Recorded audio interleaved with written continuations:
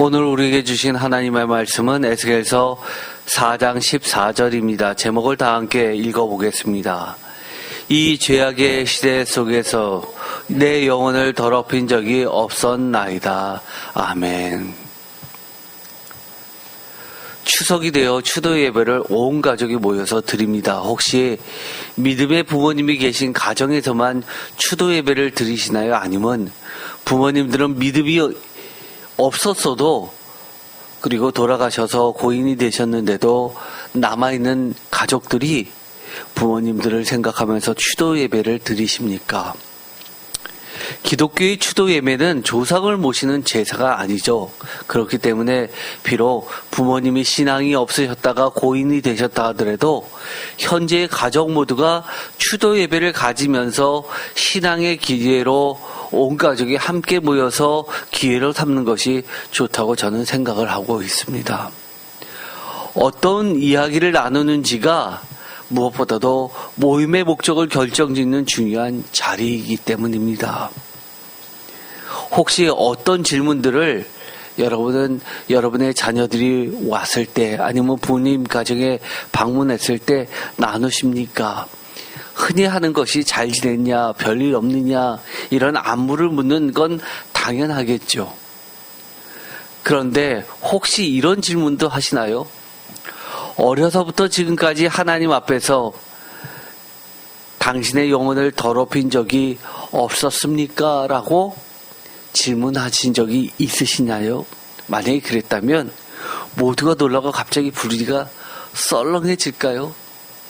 아유, 우리 아버지가 우리 어머님은 왜 갑자기 이런 말씀을 하시지? 놀라시나요? 저도 추도 예배라고 해서 아니면 가정이 다 같이 모였을 때 이런 이야기를 들어본 적이 단 한 번도 없습니다. 저는 막내로 태어났기 때문에 제가 인도에서 누구를 이렇게 가르쳐 본 적이 사실 없습니다. 제가 가정이 이렇게 온 가족이 모였을 때 이런 질문을 하리라고는 사실 생각도 못했습니다. 그런데 오늘의 이 말씀을 읽어보면 정말 가슴이 벅차오릅니다. 에스겔의 이 한마디가 하나님조차도 자신의 명령을 바꾸게 할 정도로 참으로 당당한 말이기 때문입니다. 저도 그리스도의 심판대 앞에서 이랬으면 좋겠다 그렇게 생각은 하지만 사실 저는 그렇게 하지 못한다는 사실을 너무 잘 알고 있죠. 지금까지 너무나 많이 자주 그렇지 못했기 때문입니다. 그래서 저는 주님의 보혈의 피를 그 은혜의 피를 붙잡을 수밖에 없다는 것을 너무나 잘 알고 있어서 주님의 보혈의 피의 은혜를 붙잡을 수 없는 것 같습니다. 오늘의 말씀 에스겔서 4장 14절 내가 말하되 주 여호와여 나는 영혼을 더럽힌 일이 없었나이다. 어려서부터 지금까지 스스로 죽은 것이나 짐승에게 찢긴 것을 먹지 아니하였고 가증한 고기를 입에 넣지 아니하였나이다. 이제까지 한 번도 그런 적이 없다? 하나님의 말씀을 글자 그대로 다 지켜왔다? 이것처럼 대단한 게 어디 있습니까? 에스겔의 모습을 보면 세상을 거스르는 바보 같은 또는 돈키호테 같은 무모한 도전을 하는 사람들의 모습일까요? 사실 성경은 그러라고 써 있는 게 아니죠. 하나님은 세상 사람들이 세상에서 바라고 기대하는 가치를 만드는 도전이라는 것 자체에는 관심도 없으시고 안중에도 없으십니다. 그러면 하나님의 관심은 뭘까요? 오직 하나님의 계명에 얼마나 충성되는가, 로열티를 이야기하죠. 신실한가에 대한 올곧은, 영어로 하면 라이트가 아니라 업라이트입니다. 올곧은 자, 의인의, 여기서는 라이트가 되겠죠. 의인에 집중되어 있습니다.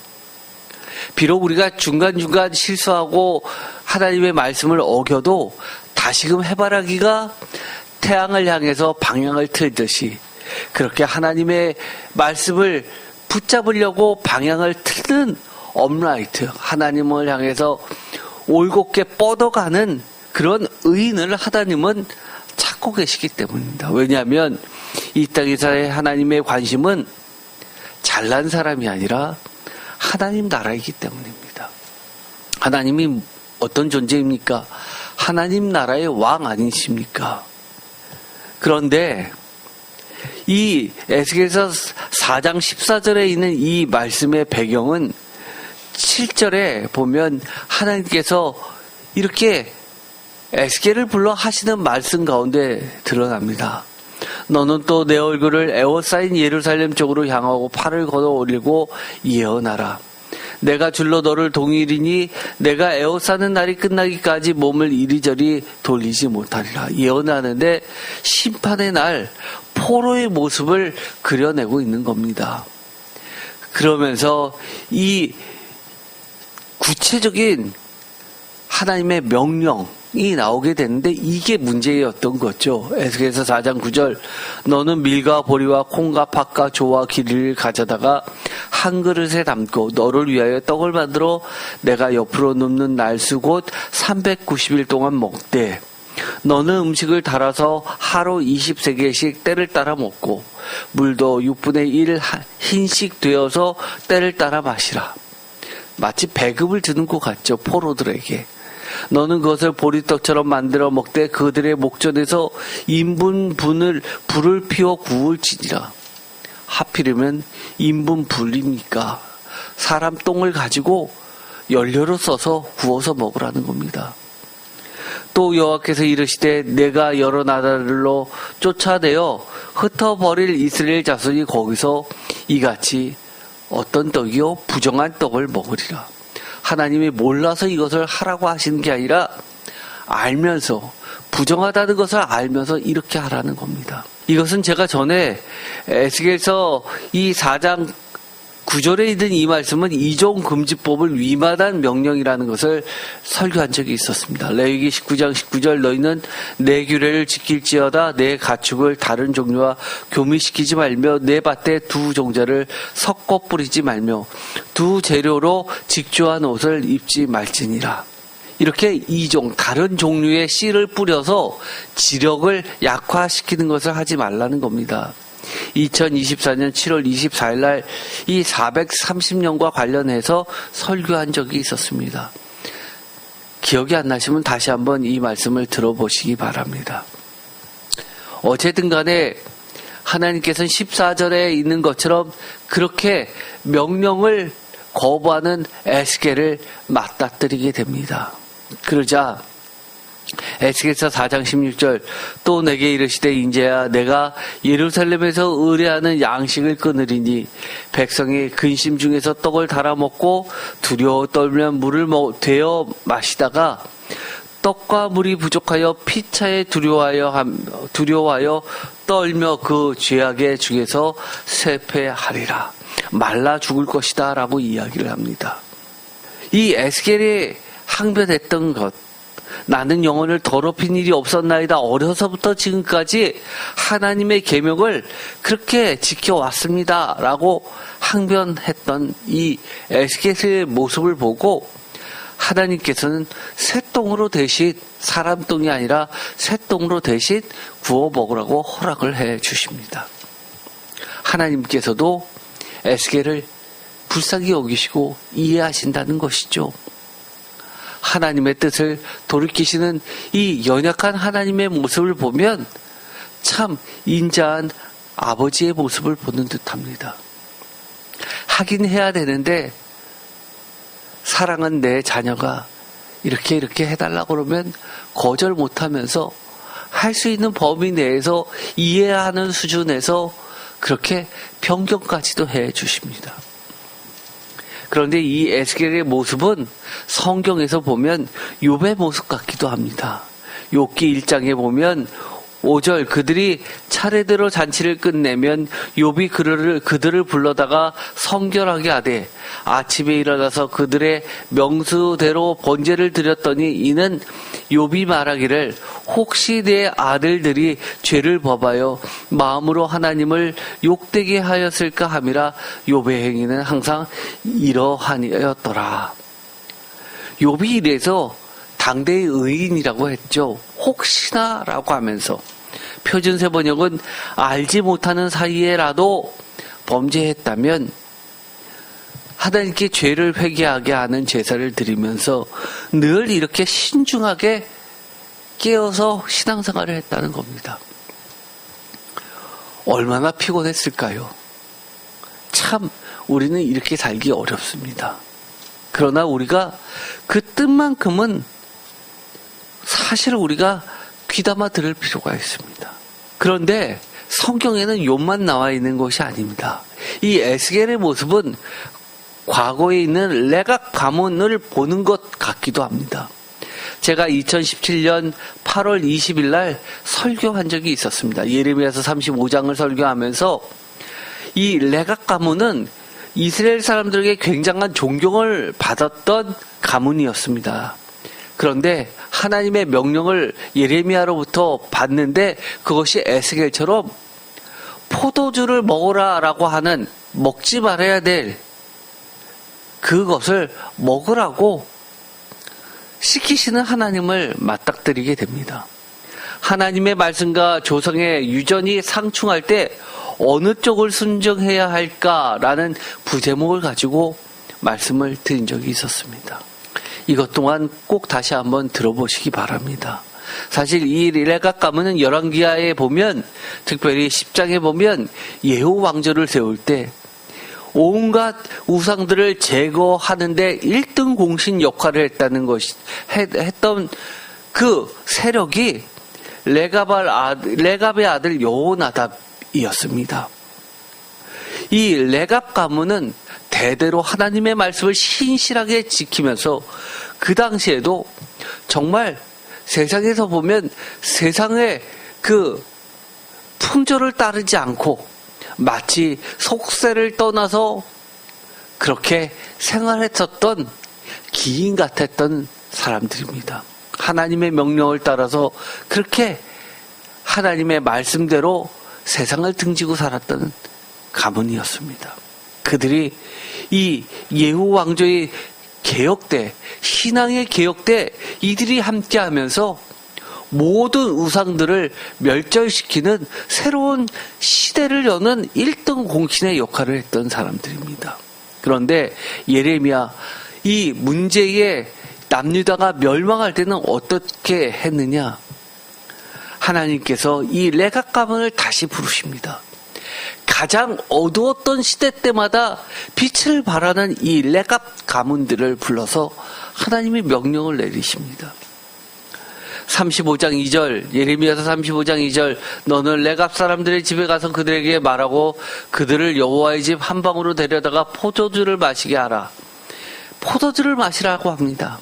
몰라서 하는 얘기가 아니죠. 몰라서 내가 깜빡했네 그러면서 부정한 음식을 먹으라고 하는 게 아닙니다. 알면서 명령을 하는 거죠. 그러자 예레미야서 35장 5절, 내가 레갑 사람들의 후손들 앞에서 포도주가 가득한 중지와 술잔을 놓고 마시라 권하니까 예레미야서 35장 6절에 보면 그들이 이르되 우리는 포도주를 마시지 아니하겠노라.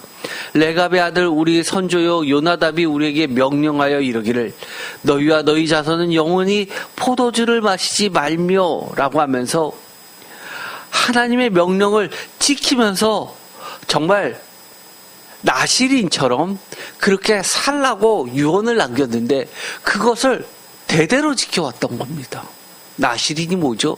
특별히 하나님께 헌신된 가문들입니다.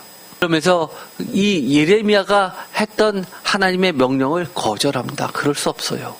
그러자 하나님이 다시 예레미야에게 이야기하죠.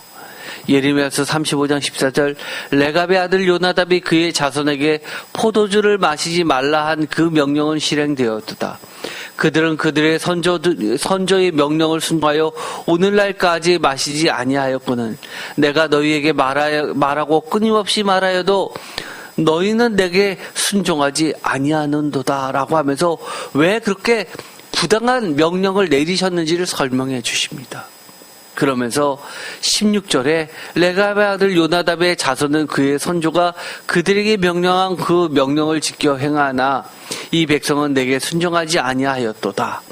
18절 예레미야가 레갑 사람의 가문에 이르되 만군의 여호와가 이스라엘의 하나님께서 이와 같이 말씀하시기를 너희가 너희 선조 요나답의 명령을 순종하여 그 모든 규율을 지키며 그가 너희에게 명령한 것을 행하였도다.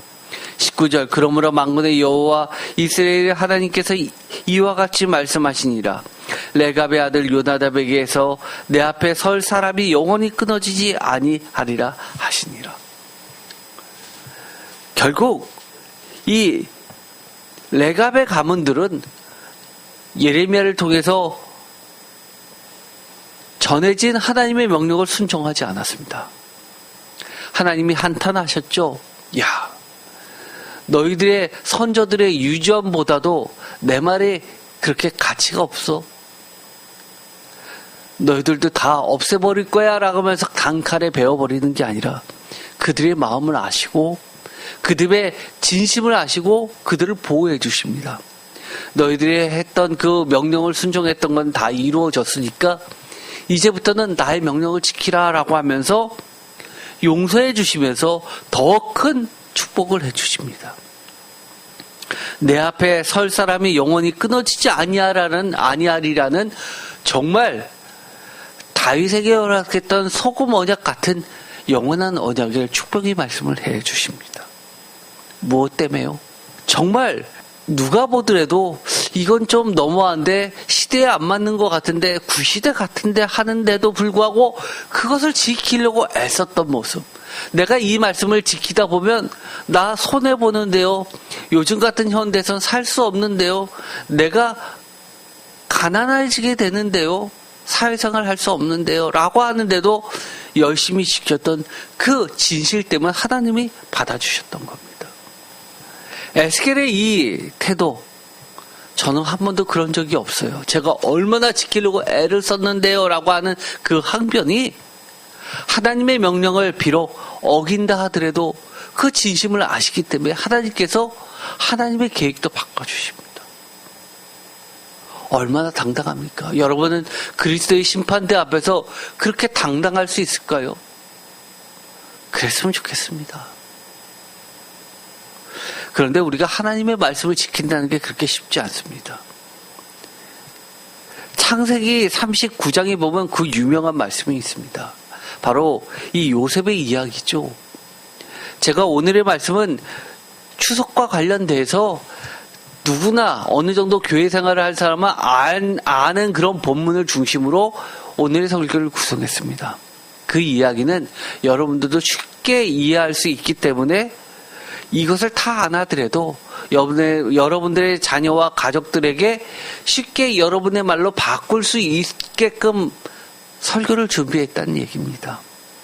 39장 7절 그 후에 그의 주인의 아내가 요셉에게 눈짓하다가 동침하기를 청하니 요셉이 거절하며 자기 주인의 아내에게 이르되 내 주인이 집안의 모든 소유를 간섭하지 아니하고 다 내 손에 위탁하였으니 이 집에는 나보다 큰 이가 없으며 주인이 아무것도 내게서 금하지 아니하여서도 금한 것은 당신뿐이니 당신은 그의 아내임이라.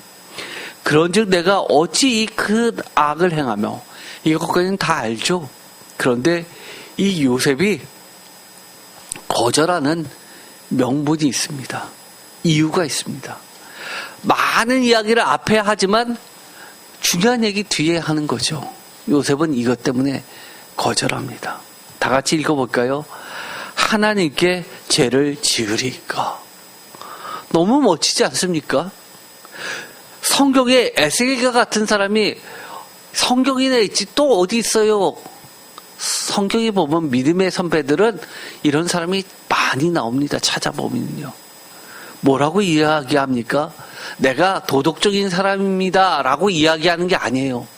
하나님을 거역하는 죄를 지을 수 있겠습니까? 라고 이야기하는 겁니다. 10절에 보면 여인이 날마다 요셉에게 청하였으나 요셉이 듣지 아니하여 동침하지 아니할 뿐더러 함께 있지도 아니하니라. 날마다 하는데도 날마다 내가 어찌 하나님을 거역하겠습니까? 라고 하면서 그 자리 자체를 피합니다. 하나님의 명령을 지키는 게 쉽지 않은 이유가 있습니다. 유혹이 한 번만 오면 어떻게든 굳은 결단으로 넘어갈 수 있을까요? 사탄은 그렇게 놔두지 않죠. 한 번 이기면 또 건듭니다. 날마다 건듭니다. 그래서 어려운 겁니다. 창세기 39장 12절 그 여인이 그의 옷을 잡고 이르되 나와 동침하자. 그러나 요셉이 자기 옷을 그 여인의 손에 버려두고 밖으로 나가네. 결국 증거물을 빼앗기게 되죠. 뿌리치고 뛰어나가는 수밖에 없는 겁니다. 과연 우리가 의지만 가지고 하나님의 명령을 지킬 수 있을까요? 사실 우리가 하나님의 명령을 지킨다는 것은 결국은 어떤 문제입니까? 행위의 문제입니다. 마음의 문제에서부터 출발해서 결국은 행동으로 드러나게 되어 있습니다. 진짜로 힘든 유혹, 시험, 이게 뭘까요? 다른 말로 이야기하면 의로운 선택을 방해하는 요소들을 생각하면 이게 유혹입니다. 그러면 시험을 이길 수가 있죠. 의로운 선택을 방해하는 것들을 생각해 보면 이런 것들이 특징들이 발견하게 되면 피하면 됩니다. 많은 전문가들이 그럽니다. 자살하는 사람은 반드시 예고를 한다. 죄악도요. 어쩌어쩌 해서 하는 게 아닙니다. 반드시 뒤를 돌아보면 그 과정이 있었습니다. 저도 그랬고요. 여러 가지가 있을 수 있겠으나 성경에는요, 관심을 가지고 찾아보면 우리가 유혹에서 이길, 시험에서 이길 많은 팁들을 이미 예수님이 해 주셨어요. 그러나 우리가 뭐라고 이야기합니까? 시험에 넘어질 때마다 그렇게 이야기합니다. 우리가 연약하잖아요. 또는 어렵잖아요. 예수님이 가르쳐 주신 것 중에 가장 대표적인 게 뭘까요? 씨 뿌린 자의 비유 중 결실을 방해하는 요소들이 그렇습니다. 마태복음 13장 18절 그런즉 씨 뿌리는 비유를 들으라. 아무나 천국 말씀을 듣고 깨닫지 못할 때는 악한 자가 와서 그 마음에 뿌려진 것을 빼앗나니 이는 꼭 길가에 뿌려진 것이요. 뭐라고 이야기하죠? 유혹, 시험에 넘어지는 이유가 깨닫지 못하기 때문이라는 겁니다. 알지 못하기 때문이라는 겁니다. 뭘 알아야지 지키죠. 알지 못하는데 어떻게 지킵니까? 그런데 어떻게 해요? 시험에 걸리는 첫 번째 이유, 알 생각도 안 하기 때문입니다. 하나님 말씀 볼 생각도 안 하기 때문입니다. 가만 생각해 보면 내가 실수해서 하나님 잘못했어요 라고 할 때는 하나님의 말씀을 깨달을 때 회개하게 됩니다. 그러나 이럴 때도 있죠. 날마다 요셉에게 찾아온 유혹에서 뿌리치지 못하기 때문일 수도 있습니다. 20절 돌밭에 뿌려졌다는 것은 말씀을 듣고 즉시 기쁨으로 받되 깨닫기는 해요. 기쁨이 생기니까요. 21절 그 속에 뿌리가 없어 잠시 견디다가 한두 번은 이길 수 있겠지만 말씀으로 말미암아 환난이나 박해가 일어날 때는 곧 넘어지는 자요. 정도가 환난, 박해, 내 몸에까지 영향을 미칩니다. 내 경제적 위기까지 찾아옵니다. 휘청거립니다. 그때는 곧 넘어지게 됩니다.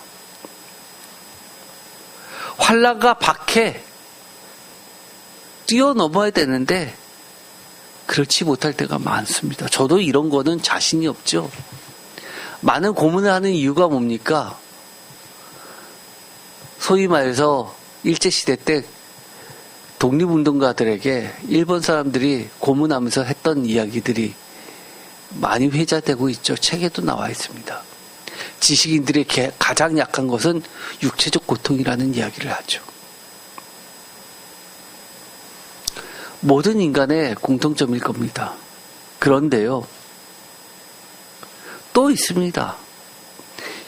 어떻게 보면 이 21년은 가장 보편적인 게 아닐까 싶습니다. 가시떨기에 뿌려졌다는 것은 말씀을 들으나 세상의 염려와 재물의 유혹에 말씀이 막혀 결실하지 못하는 자요.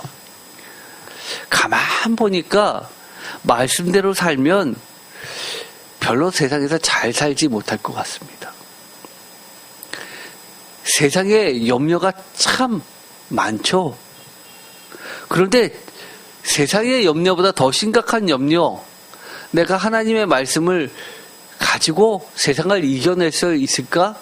그 염려가 사실 더 큽니다.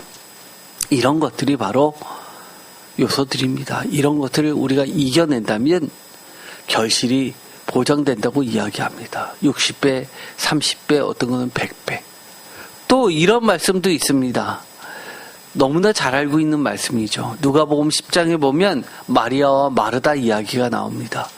10장 40절, 마르다는 준비하는 일이 있어 마음이 분주한지라.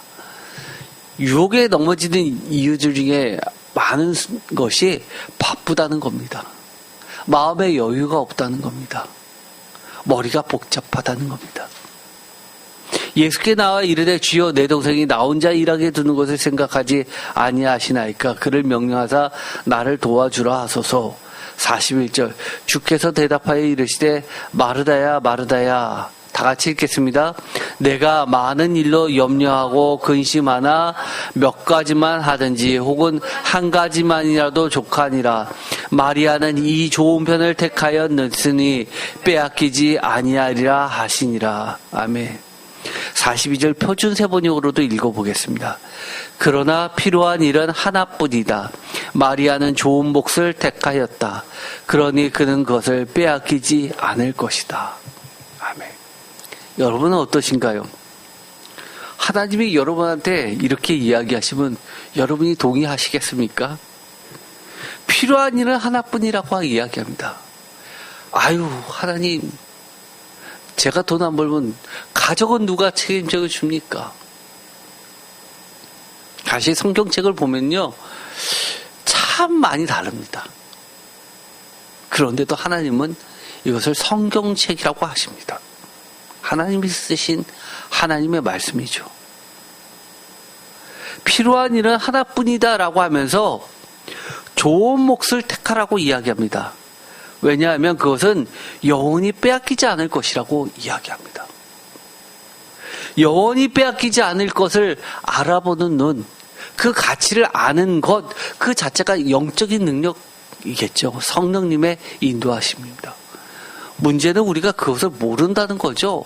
무엇이 진짜 영원히 빼앗기지 않을 것이라는 것을 잘 모릅니다.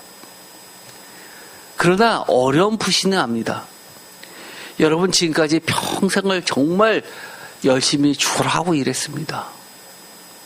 어떨 때는 돈을 많이 버는 것 같은데 지금 돌이켜보니까 내 손에 별로 없습니다. 또 어떤 사람은 이렇습니다. 내 손에 돈은 많은데, 돈이 있으면 행복할 줄 알았는데 행복은 없는 것 같습니다. 나는 고생했는데 즐기는 사람은 따로 있는 것 같습니다. 나하고 관계없는 것 같습니다. 자녀들이 아빠 그러면서 애교를 떱니다. 그런데 가만 생각하면 꼭 용돈 달랠 때만 그렇게 애교 떨 때가 많습니다. 평소에는 방에 들어가서 문 걸어 잠궈 놓고 아무 때나 들어오지 말라고 합니다. 왜 이렇게 비밀이 많은지요. 그러나 그것 자체가 우리가 기쁨이니까 견뎌왔습니다. 그런데 중년이 되고 은퇴가 되고 다 퍼주었는데 막상 내가 아프니까 내 몸뚱어리 하나 제대로 간수도 못하게 됐습니다. 갑자기 허무하다는 생각이 찾아옵니다.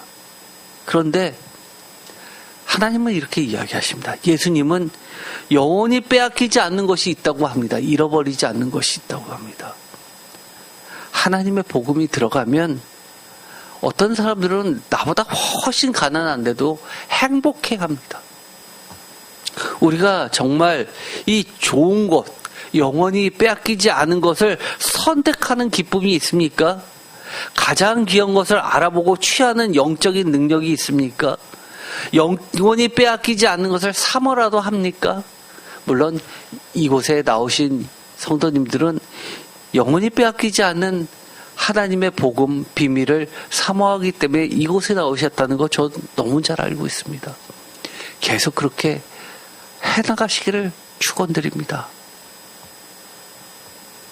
또 이런 말씀도 있죠. 마태복음 13장에 보면 유명한 천국 비유들이 계속 나오게 되죠.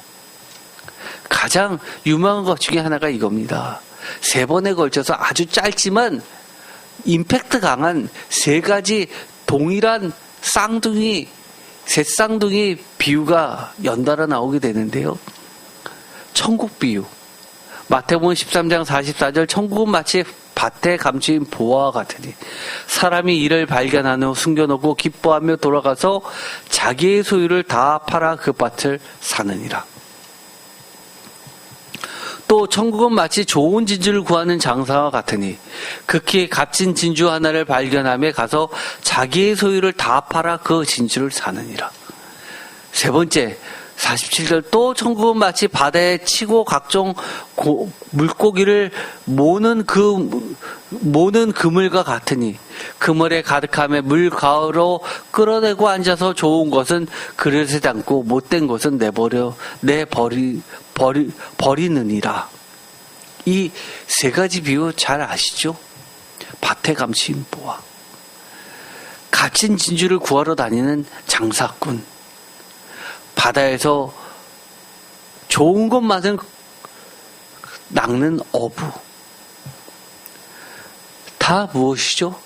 여기에는 천국이 얼마나 값지다는 것을 보여주고 있습니다. 반대로 내가 버려야 될 것이 있다는 것도 알죠. 선택할 줄 아는 눈이 필요합니다. 어떤 사람은 감추인 보화를 발견했어도 사질 못합니다.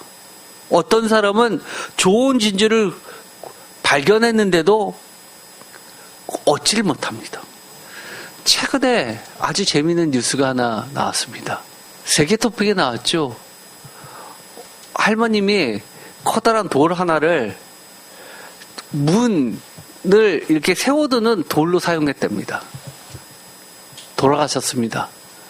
그런데 자녀가 항상 받쳐놨던 문을 열리고 닫히는 것을 받쳐놨던 그 돌이 생각보다 커가지고 그런데 모양이 좀 특이해서 이상하다 싶어서 감정을 해봤는데 공룡시대 때 나왔던 그런 화석이었답니다. 그 돌덩어리 하나가 몇십억이었습니다. 봐도 그 가치를 모를 때가 너무 많습니다. 천국 보화, 그거하고 비교될까요? 좋은 것을 좋은 것으로 볼 줄 아는가? 영적인 선택의 문제에 있어서 정말 우리가 우선순위가 있는가? 그리고 그것을 알았다 하더라도 구체적으로 우리가 행동하는가? 어떤 사람은 이야기합니다. 목사님이야 세상 일을 안 하니까 말씀만 보니까 얼마나 좋습니까? 저도 누가 그렇게 돈 대주고 그렇게 말씀만 보라 그러면 보죠. 요즘에 목사님들이 헌금 갖고 생활이 가능합니까? 월세 내기도 힘듭니다. 그런 교회가 전체 교회의 60%, 70%에 육박했습니다. 코로나 시대를 거치면서. 일을 하느냐 안 하느냐, 경제적으로 해결이 되느냐 안 하느냐의 문제가 아닙니다. 또는 시간이 많아서? 아니요. 경제적 여유가 있고 시간이 많아도 못하는 사람들이 많습니다. 이런 소리 하는 사람은 하나님이 모든 여건을 다 주고 생활비까지 다 주고 월세 걱정 안 하게 하더라도 못합니다. 저요, 청년 때부터 정말 시험을 쳐야 되는데 하나님 말씀 성경책 읽고 싶어가지고 끙끙거리면서 성경책 먼저 막 읽다가 어쩔 수 없이 성경책 더 보면서 그렇게 기도했어요. 하나님, 저 말씀 더 보고 싶은데요. 내일 시험을 봐야 되니까 어쩔 수 없이 짧게라도 시험 공부를 할 테니까 남들 10시간 한 걸 전 1시간에 맞출 수 있게 해주세요. 하고 그런 식으로 공부했었던 기억이 납니다. 회사 생활할 때도 마찬가지였습니다. 신입사원 때요, 맨날 선배들이 일을 얼마 많이 주는지 맨날 택시 타고 왔습니다. 그런데도요, 너무너무 성경책 읽고 싶고요. 또 직장생활 그만두고 사업할 때요, 남들은 거래처 쫓아다니라고 그렇게 바빴지만 저는 제일 좋았던 게 그겁니다. 예를 들어서 해외 방역에 오퍼를 주면 회신이 올 때까지 시간이 주어집니다. 짧게는 하루, 많게는 며칠 시간이 주어지면요. 오퍼를 내고 나서는 회신 올 때까지 말씀 듣고 성경책 보고 기도하고 그게 너무너무 좋았습니다. 저는 그때는 목사가 되려고는 생각도 못했고요. 그런 거를 꿈도 안 꿨습니다. 이것은 시간이 있고 없고 돈이 있고 없고 건강이 있고 없고의 문제가 결코 아닙니다. 여러분들은 얼마나 영적인 것을 천국 복음의 그 보물을 사모합니까? 저는요 박사과정을 할 때 제가 요한복음을 전공했기 때문에 요한복음, 요한 공동체 문헌들 다 전공합니다. 예를 들어서 요한 1, 2, 3서 요한계시록까지. 심지어 요한계시록은 저희 교수님이 책을 내실 때 교정을 제가 다 봤습니다. 그러면서 교정을 해서 교수님하고 얼마 많은 토론을 했는지 모릅니다. 왜냐하면 교수님이 요한계시록을 가지고 교재로 쓸 것이기 때문에 학생의 입장에서 자기한테 질문을 하고 자기가 얘기한 거를 토론을 해서 이 주석책을 완성하라는 겁니다. 얼마나 시간이 많이 걸리고 힘들었는데요. 그런데 이런 적이 있었습니다. 요한계시록에 보면 하나님 나라의 성전이 나오잖아요. 거기에서 온갖 금은보화가 다 나옵니다. 황보성, 청록, 그리고 진주도 문 한 짝만한 큰 이야기도 나오죠. 그런데 그것들을 다 주석을 쓸 때는 뭘로 결론을 했냐면 하나님의 영광을 대변해주는 상징물로서 다 표현했습니다. 하나님의 영광이 얼마나 영광스럽냐라고 할 때 세상에서 귀하고 귀한 온갖 보물들을 들어서 하나님의 영광을 표현했다라고 학자들은 결론을 내고 있습니다. 그런데 막상 책이 나오고 나서 수업이 들어갔습니다. 어떤 학생이 호기심이 가득해가지고 교수님한테 그 보석들에 대해서 질문을 하기 시작했습니다. 그러면서 이런 얘기를 하는 겁니다. 자기가 논문을 그걸 갖고 쓰고 싶다는 겁니다. 온갖 보물이 나오고 예를 들어서 구약에도 보물이 나오잖아요. 에봇에 달려있는 12가지 보석, 이런 청옥, 백옥 이런 것들이 쭉 나옵니다. 근데 저는 이제 주석을 쓸 때 교수님하고 온갖 논문을 다 봤으니까 그거는 의미 없다고 생각을 했었고요. 그런데 교수님이 딱 잘라서 이야기하는 겁니다. 수업 시간에 그거 논문 쓰지 마. 만약에 쓰려면 나한테 오지 말고 다른 교수한테 찾아가 봐. 이렇게 얘기하시는 겁니다. 그러면서 이런 얘기합니다. 이 성경의 요한계시록에서 있는 그 보석의 이름이 사실 밝혀지지 않은 단어들이라는 겁니다. 우리가 백옥한다고 청옥한다고 우리가 생각하는 그 청옥이냐? 모른다는 겁니다. 그런데 그걸 가지고 무슨 논문을 쓰냐고 하면서 야단치면서 성경을 호기심의 도구로 사용하지 말라는 겁니다. 성경책은 신앙의 책이지 지식의 놀이터가 아니라고 굉장히 야단을 치셨습니다. 수업 시간에. 그게 저는 그렇게 기억에 남습니다. 저희 교수님이 참 좋은 기준을 가르쳐 주셨습니다. 신앙의 책입니다. 그런데 저는 사실 그때만 하더라도요, 그런 것을 그냥 그렇구나 하고 넘어갔습니다. 그리고 별 관심을 안 뒀습니다. 하나님 나라에 무슨 금덩어리가 굴러다니고 누가 그러죠? 자기가 사후세계를 먹어서 하늘나라에 올라갔는데 발에 툭 걸려서 넘어지지만 이만한 진주가 굴러가고 돌덩이인 줄 알았는데 금덩이고. 진짜 너무합니다. 너무해.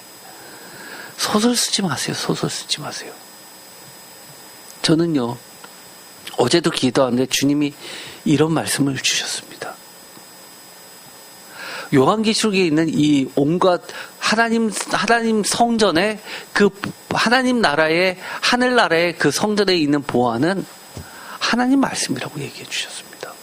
땅속에 값진 보화, 온갖 아름다운 귀한 것으로 비교할 수 없는 그 보석, 그게 뭡니까? 하나님의 영광을 그대로 보여주는 게 뭡니까? 하나님 말씀 아닙니까? 여러분 오늘 하나님 말씀 읽었습니다. 그러면 귀에 뭐 하신 거예요? 보석으로 바른 겁니다. 우리가 그것을 깨닫지 못할 뿐입니다. 온갖 세상의 교회가 아름다운 대리석과 장식품으로 치장할지 모르지만 세상에서 보기에 볼품 없어도 하나님의 귀하고 귀한 밭에 감신 말씀의 보석으로 가득 채운 교회가 가장 아름다운 교회입니다. 돈으로 살 수 없는 교회입니다. 여러분은 하나님의 그 값진 영광의 말씀을 사모하십니까? 우리는 때로는 이렇습니다. 하나님의 그 귀한 말씀을 그 가치를 잘 모릅니다. 그러면 이렇게 해야죠. 이 천국복음 3가지 다음에 이런 말이 납니다. 49절 세상 끝에도 이러하니라. 천사들이 와서 의인 중에서 악인을 갈라내고 50절 풀무불에 던지 넣으리니 거기서 울며 이를 갈리라. 어떤 이야기가 나와요? 천국복음 얘기 3가지 하고 나서 49절 50절에 이런 얘기합니다. 선택의 이야기를 합니다. 마태복음 13장 49절 50절 세상 끝을 생각해 보라는 겁니다. 최종 심판을 생각해 보라는 겁니다. 영적으로 지혜로운 자들에게는 닥칠 심판의 결과에 비하면 지금 순간의 유혹은 아무것도 아니라는 겁니다. 그럼에도 불구하고 반드시 영적으로 어둡고 어리석은 자들은 반드시 있기 마련이죠. 내가 지금 귀한 걸 볼 줄 몰라서 선택을 못하면 하나님도 나중에 우리를 선택하지 않으십니다. 버리십니다. 천국은 마치 그물에 좋은 고기, 나쁜 고기 다 걸려 들어오지만 결국은 버려집니다. 우리들의 문제가 뭡니까? 너무 하기 싫은데 꼭 해야 되는 게 하나님 말씀입니까? 아니면 진짜 너무 하고 싶은데 하지 못하는 거, 하지 않는 게 문제입니까? 하나님께서 명령이 두 가지죠. 하라라고 하는 게 있고 하지 말라라고 하는 게 있습니다. 해라라고 하는데 나는 너무 하기 싫습니다. 반대로 하지 말아라라고 하는데 나는 너무 하고 싶습니다. 멈춰야 되는데 브레이크가 안 걸립니다. 둘 중에서 뭐가 어렵습니까? 시편을 보면은요. 시편 1편에 하지 말라라는 게 나오죠. 앉지 말라. 서지 말라. 이런 이야기가 나옵니다. 또 하라라는 이야기도 나옵니다. 주야로 묵상하라. 그런데 우리들의 문제는 뭐가 더 어렵습니까? 뭐가 더 유혹입니까? 하나님께서 하라고 하는데 나는 너무 하기 싫은 거? 아니면 하나님이 하지 말라고 그러는데 나는 너무 하고 싶은 거? 뭐가 문제입니까? 사실은요, 우리들의 문제는요, 너무 하기 싫은데 꼭 해야 되는 것들을 가만히 생각하면 더 이상 시험이 아닙니다. 예를 들어서 이럴 수 있어요. 감당하기가 너무 무서운 게 있습니다. 예를 들어서 저를 박해한다, 아니면 가족이 위협을 당한다. 그거 무섭죠. 그러나 하나님을 믿으면 이것도 이기게 해 주실 겁니다. 또 그 정도도 아니라도 힘든 게 있습니다. 아우 힘들어. 힘든 게 있고 귀찮은 게 있습니다. 이게 더 문제죠. 귀찮은 거. 성경책 보는 게 사실 힘듭니까? 힘든 것보다 귀찮은 겁니다. 귀찮은 거. 그 다음에 관심도 없는 게 문제입니다. 아예 우리들의 자녀 보면 관심 없는 자녀들 너무 많죠. 부모님도 관심 없어 하는 부모님도 굉장히 많습니다. 교회에서 집사님, 권사님, 도대체 집사님, 권사님 어떻게 되셨는지 모르겠습니다. 관심이 없습니다. 그 다음에 또 이러신 분들이 있습니다. 굳이 내가 할 일도 아닌데 왜 꼭 해야 돼? 이러시는 분들 계세요. 내가 아니라도 하실 분들 많은데요. 그래서 교회에서는 이거를 자꾸 헌신이라는 말로 표현하지만 저는 그런 걸 굉장히 안 좋아하죠. 헌신 아닙니다. 제가 전에 그랬죠. 제가 과거에 청년부 때 그렇게 방학하자마자 개학할 때까지 그렇게 성경 공부하고 또 마치면 지방에도 여름 성경학교 해주러 농활처럼 그렇게 방방곡곡 돌아다니고 그 과정이 헌신이었다 생각하지 않습니다. 하나님과 예수님과 저는 노은 시간이라고 너무너무 즐겁고 행복했던 추억입니다.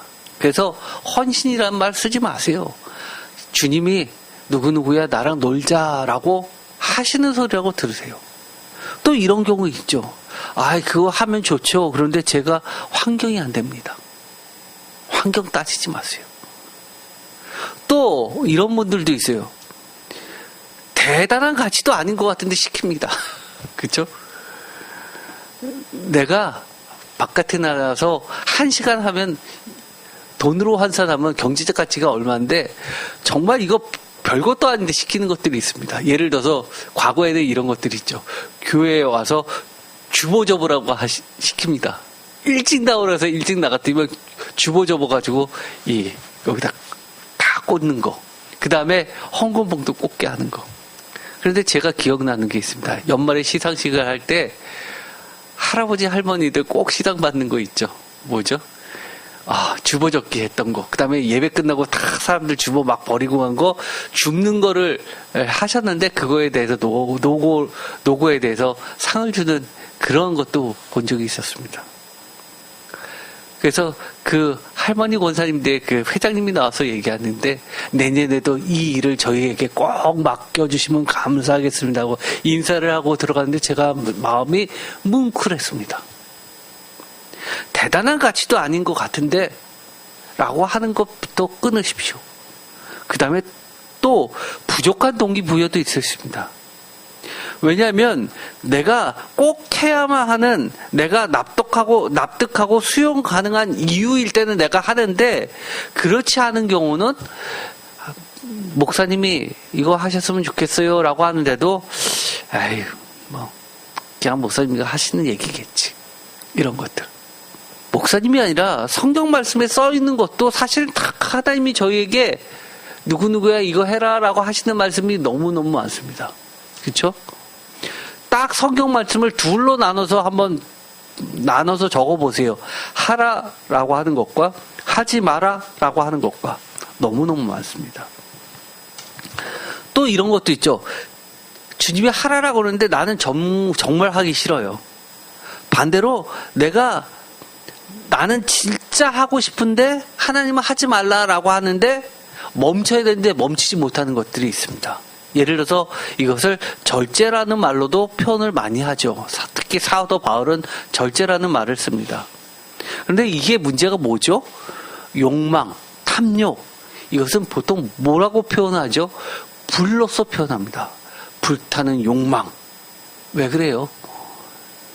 이거 절제가 잘 안 되기 때문입니다. 한번 꽂히면 꼭 해야지만 되는 겁니다. 좋은 말을 하면 열정? 사실은 성경에서, 신앙에서 중요한 게 뭡니까? 내 열정이 중요한 겁니까? 하나님의 열심이 중요한 겁니까? 내 열정 별로 중요하지 않아요. 하나님의 열심을 내시는 게 뭔지를 알고 하나님의 열심에 내 열심을 더하는 겁니다. 동참하는 겁니다. 하나님은 달려가시는데 나는 걸어가면 안 되고, 하나님이 달려가시면 나도 같이 달려가야 되는 겁니다. 내 생각이 아니라 하나님의 생각이 중요하죠. 가장 성경에서 대표적인 게 뭘까요? 사실 이게 정말 어렵기 때문에 하나님이 성경 전체에서 제일 먼저 드러낸 죄입니다. 뭐죠? 우리가 너무 잘 알고 있는 거죠. 바로 창세기 선악과 사건입니다. 잘 아시죠? 창세기 3장 6절. 여자가 그 나무를 본즉 먹음직도 하고 보암직도 하고 지혜롭게 할 만큼 탐스럽기도 한 나무인지라. 여자가 그 열매를 따먹고 자기와 함께 있는 남편에게도 주매 그도 먹은지라. 한번 꽂혔습니다. 멈춰야 되는데 멈추지 못합니다. 왜요? 먹음직도 하고 보암직도 하고 탐스럽기도 했기 때문입니다. 그런데 따먹고 나서 더 큰 문제가 뭡니까? 선악과 사건에 브레이크 없는 기폭제가 하나 있었죠. 그게 뭐냐면 관계입니다. 함께라는 겁니다. 선한 일도 함께하면 쓰러지지 않고 계속 잘할 수 있는 것처럼 마찬가지로 악한 일도 함께 일을 도모하면 멈출 수 없게 됩니다. 이 창세기 3장 6절에서 자기와 함께 있는 남편에게도 주고 라는 말이 사실 성경에는 어느 하나 빼놓을 수 없는 글자들입니다. 왜 그랬을까요? 남편이 거기서 왜 먹어? 하나님이 하시지 말라고 그랬는데 당장 버려! 이랬으면 얼마나 좋을까요? 그런데 같이 먹습니다. 거절할 수 없는 많은 이유 중에 바로 관계가 차지하고 있기 때문이죠. 사실 멈춰야 되는데 멈출 수 없는 이유가 관계일 때는 굉장히 무서운 힘이 기폭제가 되어버립니다. 사실은요, 우리가 이거는 안 해야 되는지 알고 있는데 교회에서 다 하니까 하게 되는 것들이 굉장히 많습니다. 그리고 이것은 내가 거절해야 되는데 하나님이 싫어하시는 거 뻔히 알면서도 정말 나랑 가까운 사람이 부탁하니까 어쩔 수 없이 관계 때문에 해주는 경우가 있습니다. 사실 멈춰야 되는 것, 내가 아무리 보암직도하고 먹음직도 하는데 누군가가 옆에서 하면 안 돼 라고 계속 해줄 수 있는 사람이 있었다면 멈출 수 있지 않았을까라는 생각도 해봅니다. 그런데 문제는 모두가 다 함께, 죄는 특징이 혼자 저지르지 않고 같이 저질러서 나를 둘러서 모든 환경이 죄를 짓고도 죄 같지 않게 여기게 만든다는 겁니다. 그게 선악과 사건 속에 가려져 있는 이야기입니다. 알아도 못 지키는데, 지키기가 얼마나 힘든데 하나님의 기준조차 모른다면 어떡할까요? 그건 당연히 못 지키죠. 하나님의 기준을 모른다, 그것은 하나님의 말씀을 모르는 무지고요. 하나님을 모르는 무지이기도 합니다. 하나님을 어떻게 해서 알 수 있습니까? 사실은 하나님의 말씀을 통해서 아는 겁니다. 우리가 지난번에 이야기했죠. 호세아 선지자가 어떻게 했어요? 하나님을 알라라고 하지 않고 힘써 알라라고 합니다. 호세아는 어떤 사람이었습니까? 지금까지 선배들로부터 이어왔던 신앙 교육, 토라, 모세오경 성경책을 통해서 내가 배워왔던 신앙이 아니라 정말 이해가 안 가지만 하나님을 만나고 나서 하나님의 명령을 믿음으로 순종합니다. 정말 하기 싫은데 정말 힘써서 했더니만 어떻게 됩니까? 하나님을 진짜 알게 됐습니다. 하나님을 아는 방법, 지식으로 아는 거 아닙니다. 뭘로 하나님을 알 수 있어요? 믿음과 순종으로 뿐이. 사실 우리가 우리도 그런 얘기 해죠. 저 사람은 괜찮은 사람 같은데 겪어봐야 알아. 하나님을 경험해봐야 합니다. 그런데 성경책은 그렇게 하나님을 경험한 사람이, 믿음의 사람이, 순종의 사람들이 영적으로 써놓은 책들입니다. 그렇기 때문에 우리가 성경책을 자꾸 보면서 깨달으면서 그걸 통해서 하나님을 알아가는 겁니다. 그런데 아예 알려고도 알고 싶지도 않은 노력조차 애쓸 것조차 없는 것, 사실 이렇다면 우리 앞에 선악과가 있고 하나님께서 우리들이 만나고 싶으면 언제든지 만날 수 있게 하나님이 계시면 뭐합니까? 점점 하나님과 멀어지기만 하는데요. 유혹을 이기는 방법, 성경 속의 믿음의 선배들을 따라해 보십시오. 대표적인 게 바로 사도 바울이죠. 십자가 표대를 향해 달려가는 사도 바울. 디모데후서 4장, 나는 선한 싸움을 싸고 나의 달려갈 길을 마치고 믿음을 지켰으니 이제 후로는 나를 위하여 의의 면류관이 예비되어 있으므로 주 곧 의로우신 재판장이 그날에 내게 주실 것이며 내기만 아니라 주의 나타나심을 사모하는 모든 자에게니라. 하나님의 말씀을 지킨다는 것이 모든 자에게 힘든 유혹일까요? 반드시 그렇지 않습니다. 비록 힘든 위기는 있을 수 있으나 결코 포기할 수 없는 보물이기 때문입니다. 영원한 결과를 생각하고 지금의 위기의 순간과 늘 비교해 보십시오. 순간 내가 이거를 하고 싶지 않은데. 그러나 나중을 생각하면 후로는 나를 위하여 의의 면류관이 예비되어 있으니 주 곧 의로우신 재판장이 그날에 내게 주실 것이며, 이 사도 바울이 했던 모습을 우리가 따라해 보십시오. 그러면 우리 신앙도 자라납니다. 더 이상 유혹이 아닌 겁니다. 또 두 번째는 주님의 말씀을 기억하고 깨어있어 세월을 아끼라. 아주 간단한, 아주 잘 알고 있는 말씀이죠. 누가복음 21장 30절에 너희는 스스로 조심하라. 그렇지 않으면 방탕한 것, 술 취함과 생활의 염려로 마음이 둔하여지고 뜻밖의 그날이 덕과 같이 너에게 임하리라. 이날은 온 지구상에 거하는 모든 사람에게 임하리라. 30절 이러므로 너희는 장차 올 이 모든 일을 능히 피하고 인자 앞에 서도록 항상 기도하며 깨어있으라 하시니라. 깨어있는다. 다른 말로 이야기하면 뭡니까?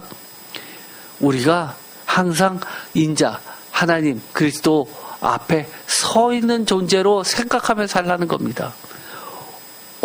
내가 지금 이거 하려고 하는데 하나님 보고 계시네.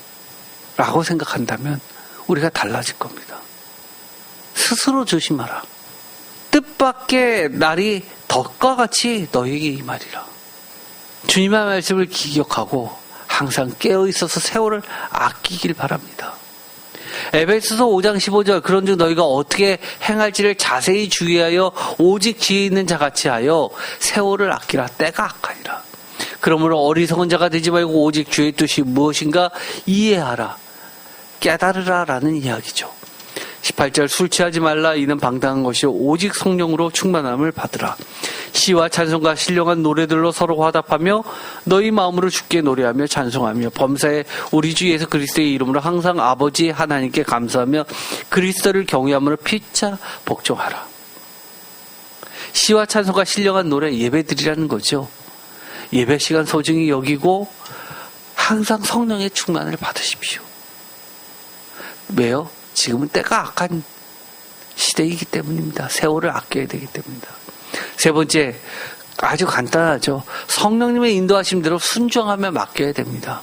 로마서 14장 17절 하나님의 나라는 먹는 것과 마시는 것이 아니요 오직 성령 안에 있는 의와 평강과 희락이니라. 이로써 그리스도를 섬기는 자는 하나님을 기쁘시게 하며 사람에게도 칭찬을 받으니라. 19절 그러므로 우리가 화평의 일과 서로 덕을 세우는 일을 힘쓰나니 20절 음식으로 말미암아 하나님 사업을 무너지게 하지 말라. 만물이 다 깨끗하되 꼴끔으로 먹는 사람에게는 악한 것이라. 다 아는 구절들이죠. 성령의 간구하심을 늘 기도하십시오. 이 모든 것을 이야기했습니다. 그러나 성경에 뭐 이거보다 많은 게 너무 많죠. 그러나 한마디로 이야기한다면 뭡니까? 하나님의 말씀을 믿지 못하기 때문에 우리가 유혹이라고 하는 겁니다. 불신앙이기 때문에 그렇습니다. 불신앙은 이유를 자꾸 만들어냅니다. 자기 합리화를 자꾸 만들어냅니다. 정말 하나님을 믿는다면, 하나님의 말씀을 믿는다면 호세아처럼 내가 비록, 에스겔처럼 내가 비록, 레갑처럼 내가 비록, 욥처럼 조금 이해가 안 가더라도 하나님의 말씀을 지킬 수 있는 겁니다. 오늘의 말씀을 들어보면 사람마다 다 차이가 날 겁니다. 여기까지는 내가 유혹이라고 생각 안 했는데 여기부터는 유혹. 어떤 사람은 이거는 유혹도 아닌데 여기부터는 시험, 여기부터는 괜찮은 거. 뭐 이런 단계가 있을 겁니다. 그러나